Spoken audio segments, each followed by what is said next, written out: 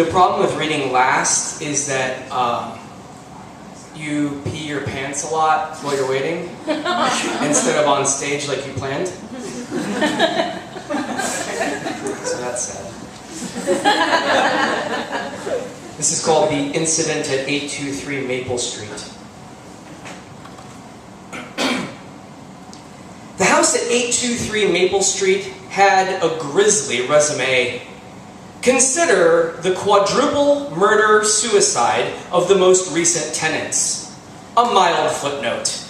It could have been worse, like, for instance, when it had been worse. A solid 150 years of torture, murder, mutilation.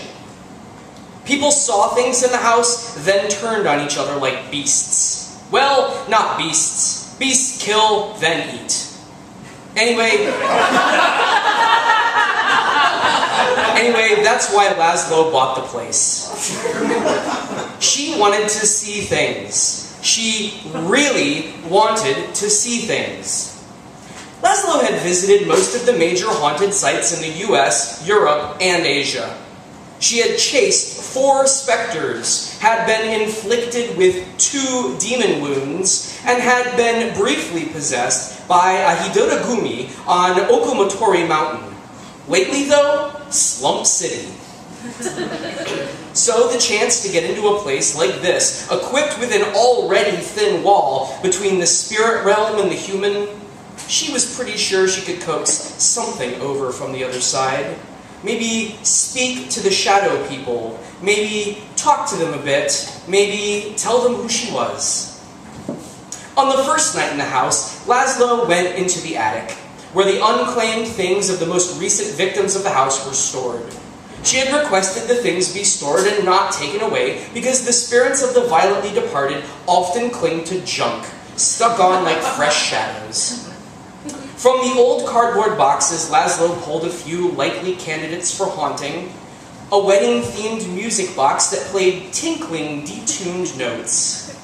A plush, stuffed tiger sealed in a plastic biohazard bag. A velvet jacket with a rusty screwdriver in the pocket. She placed them on the floor and waited. She let her mind wander. How, she wondered, did that screwdriver get so rusty? The metal shaft piercing flesh, jabbing again and again. She saw it clearly. She could almost smell the blood, the gore, the death. And when she opened her eyes, Laszlo was filled with malaise, not the haunted kind, just the regular kind, the kind she'd always felt lately. Laszlo moved to the second floor bedroom. Plastic sheets covered most of the furniture here. The springy pink dollhouse carpet, the spot where the pink gave way to a dark red splotch. The exposed ceiling beams were rubbed raw in places, worn as though with swinging ropes. Pushing away the plastic, Laszlo sat cross-legged before the stain. She drew a pentagram around it in the carpet using a coal from an Amherst fireplace. She chanted in French, in Italian, in the fire tongue, in the language of the unrepentant. At a medium camp in Montana, she had felt a wave of tingling when summoning the departed, a presence reaching fingers from the shadowed corners of the candlelit room. Here at the house, she heard a faucet drip and then felt hungry. In the kitchen, which was recently restored by a construction crew who, when they were finished working, gouged out their own eyes and ran shrieking into the woods, Laszlo ate a can of tomato soup and thought about her grandmother. Her grandmother had been the first to tell her about the shadow people. "They take me," she had whispered into Laszlo's ear on her 11th birthday. "At night, they come and take me." She said it so matter-of-factly. And when her grandmother disappeared, Laszlo knew. She was the only one who knew, actually. She tried to tell them, but no, only one. So, what would she say to them? To the shadow people? After all the chanting, all the magic circles, all the midnight rituals, the hauntings, the mediums, the rites, would she know what to say in the moment? She wanted to say something. Something.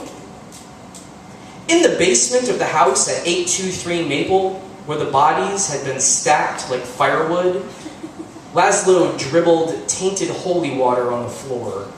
She disrobed, then smeared herself with menstrual blood.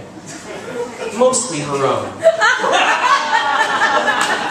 She burned an ancient twig from the dark woods of Hungary and inhaled the smoke.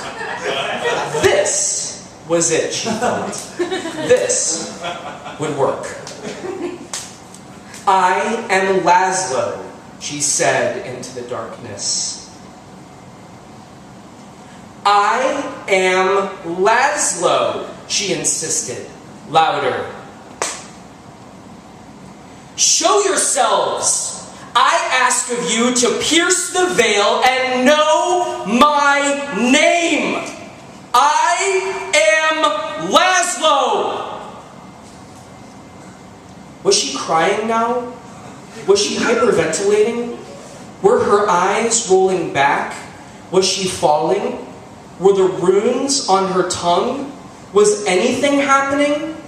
Was that the darkness swirling? Was that a face there in the shadows? Did she recognize it? Did it recognize her? Why did she still feel nothing? Thanks.